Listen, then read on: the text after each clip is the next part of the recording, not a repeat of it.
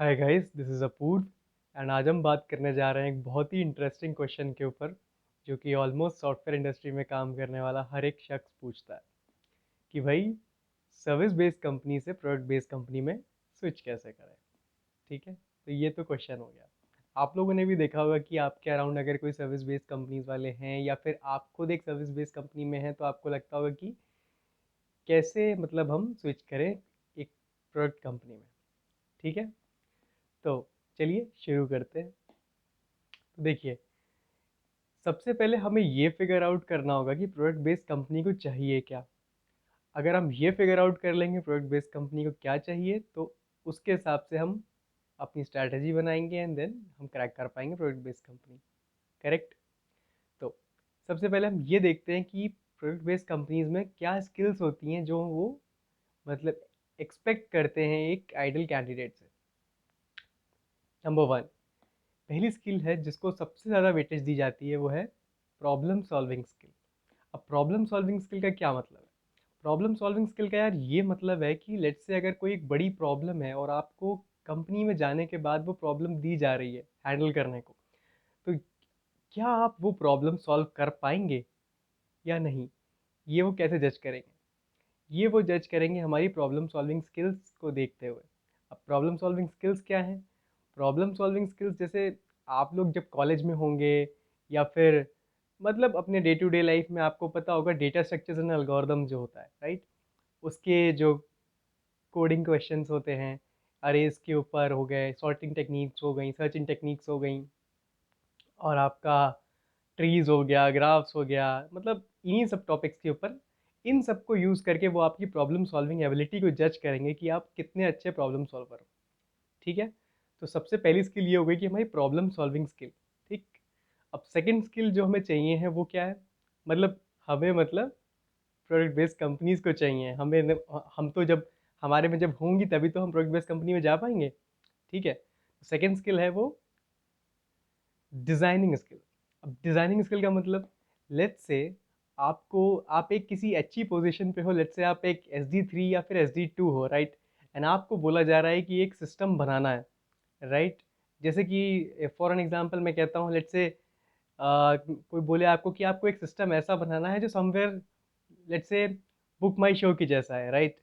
तो मतलब आपको पूरा एंड टू एंड देखना पड़ेगा कि आप मतलब सिस्टम को डिज़ाइन कैसे करते हो, देन उसके बाद कोड लिखोगे ना, पहले तो डिज़ाइन फेज आएगा।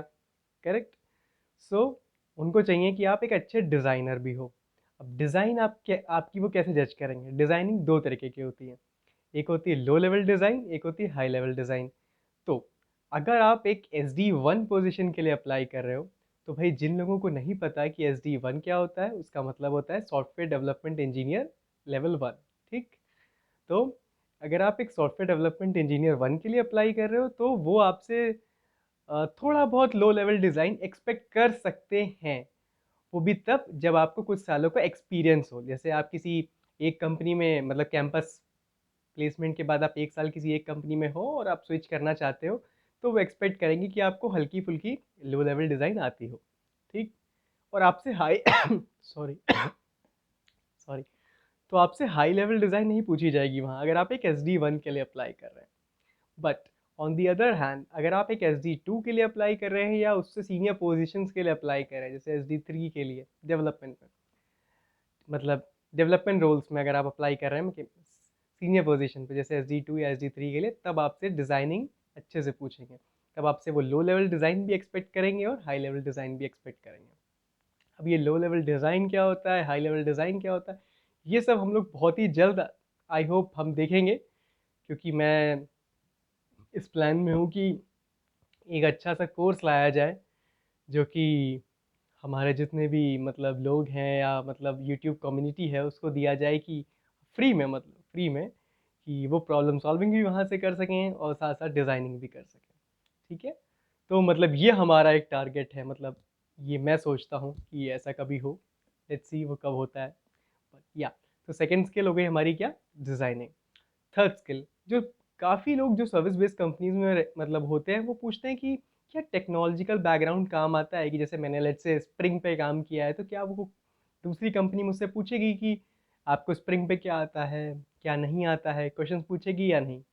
तो इसके आंसर है कि देखिए वेटेज जो सबसे ज़्यादा दी जाती है वो प्रॉब्लम सॉल्विंग और डिज़ाइन को दी जाती है, टेक्नोलॉजी को नहीं दी जाती उतनी ज़्यादा वेटेज। क्यों? क्योंकि अगर आदमी के प्रॉब्लम सॉल्विंग स्किल अच्छी हैं और डिज़ाइनिंग पार्ट अच्छा है तो टेक्नोलॉजी तो कोई भी सीख सकता है यार।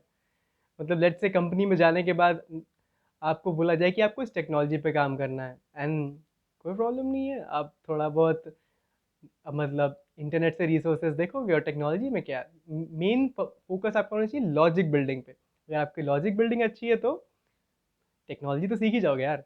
टेक्नोलॉजी को उतना वेटेज एक अच्छी प्रोडक्ट बेस्ड कंपनी नहीं देती है। बट हाँ, ये भी नहीं कह हम ये भी नहीं कह सकते कि मतलब आई एम सो सॉरी कि टेक्नोलॉजीज़ के ऊपर क्वेश्चंस पूछते ही नहीं हैं। थोड़ा बहुत बेसिक आइडिया लेते हैं कि आप जैसे आपने अपने रिज्यूमे में मेंशन कर रखा है कि मैंने इस टेक्नोलॉजी पे काम किया। तो अगर आपने वो टेक्नोलॉजी मेंशन करी है तो एटलीस्ट दे विल एक्सपेक्ट कि आपको वो टेक्नोलॉजी अच्छे से आती हो, राइट?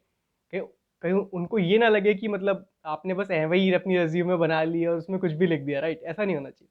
अगर आपने कुछ लिखा है तो इट शुड बी कॉन्क्रीट, आपने उस पर काम करा होना चाहिए और उस पर आप थोड़े बहुत क्वेश्चन एक्सपेक्ट कर सकते हो। ठीक है? तो ये 3 प्राइमरी स्किल्स हैं जो एक प्रोडक्ट बेस्ड कंपनी में जाने के लिए हमें चाहिए होती है।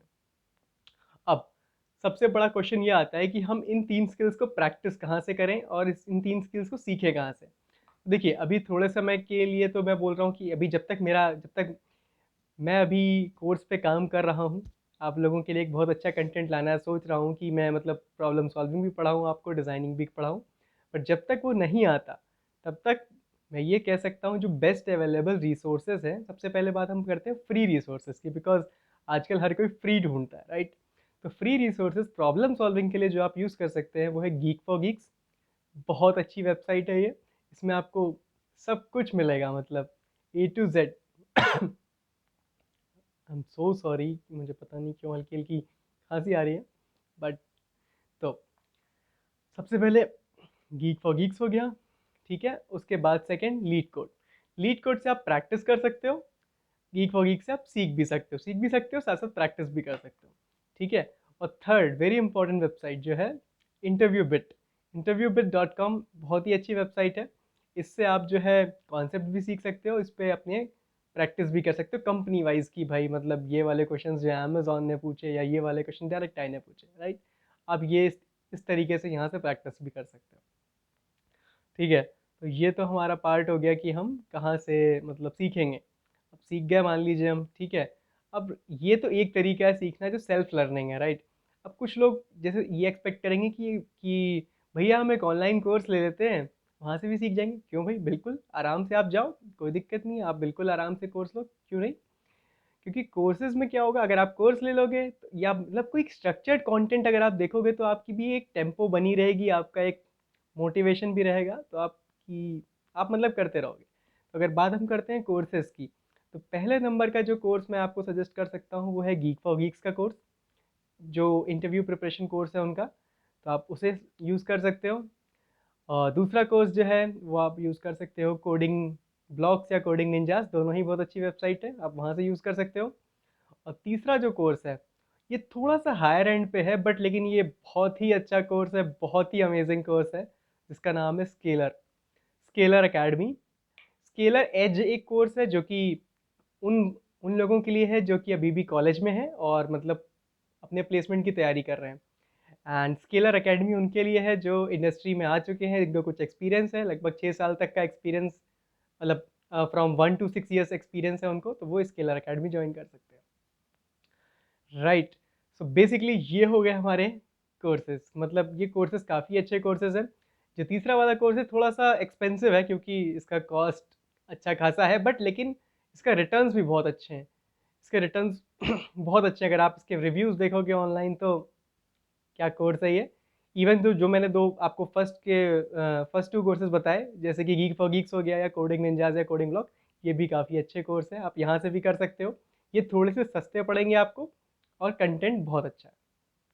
तो तो भाई अब देर किस बात की है, निकालो भाई कंप्यूटर मतलब क्या बोलते हैं, sorry, I am so sorry, निकालो भाई कंपनी, प्रोडक्ट बेस्ड कंपनियां निकालो, जाओ इंटरव्यू दो, निकालो कॉम्पिटेटिव मतलब कॉम्पिटेटिव प्रोग्रामिंग। अच्छा हाँ सॉरी, मेरे को एक चीज़ और याद आ गई एकदम से सडनली कि कॉम्पिटेटिव, कुछ लोग बोलते हैं प्रोडक्ट बेस्ड कंपनी के लिए कॉम्पिटेटिव कोडिंग चाहिए। तो भैया देखो, कॉम्पिटिटिव कोडिंग और प्रॉब्लम सॉल्विंग में बहुत एक एक थिन लाइन होती है, ठीक है। तो कुछ लोग प्रॉब्लम सॉल्विंग को ही कॉम्पिटिटिव कोडिंग समझते हैं, तो वो इसलिए कहते हैं कॉम्पिटिटिव कोडिंग। जैसे कोड शेफ हो गया आपका, या फिर मतलब जो लीड कोड की कॉन्टेस्ट होते हैं, आप उन पे कोड कर रहे हो, वो भी एक ठीक है, वो आप कर सकते हो, वो ऑप्शनल है, बट वो ज़रूरी नहीं है कि आप करोगे तभी आप प्रोडक्ट बेस्ड कंपनी निकालोगे। एटलीस्ट मैंने तो अपने टाइम पे नहीं करी, मैंने तो अभी नहीं करी कि मैं ये कह दूं कि भाई मैंने कॉम्पिटिटिव कोडिंग करी। नहीं, मैंने प्रॉब्लम सॉल्विंग खूब अच्छे से करी है, बहुत अच्छे से करी है। मतलब मैंने इतने क्वेश्चंस करे हैं कि आप, मतलब मैंने अच्छे खासे क्वेश्चंस किए हैं। मतलब वो तो हम धीरे धीरे जब हम प्रैक्टिस करेंगे सेशंस में आगे, तब डिस्कस करेंगे। बट ये है कि कॉम्पिटिटिव कोडिंग ज़रूरी नहीं है, हाँ, लेकिन प्रॉब्लम सॉल्विंग बहुत ज़रूरी है, राइट। सो ये थे हमारे स्किल्स जो कि ज़रूरी हैं एक प्रोडक्ट कंपनी में जाने के लिए। एंड बस इन स्किल्स को आप अच्छे से करो, सब अच्छा होगा आपका, राइट। ठीक है, तो भाई ऑल द बेस्ट। मिलते हैं नेक्स्ट वीडियो में। नेक्स्ट वीडियो में मतलब हम ये कोशिश करेंगे कि कुछ और अच्छा कंटेंट लाया जाए जिस पे हम डिस्कस कर सकें। एंड बस तब तक के लिए take care, all the best.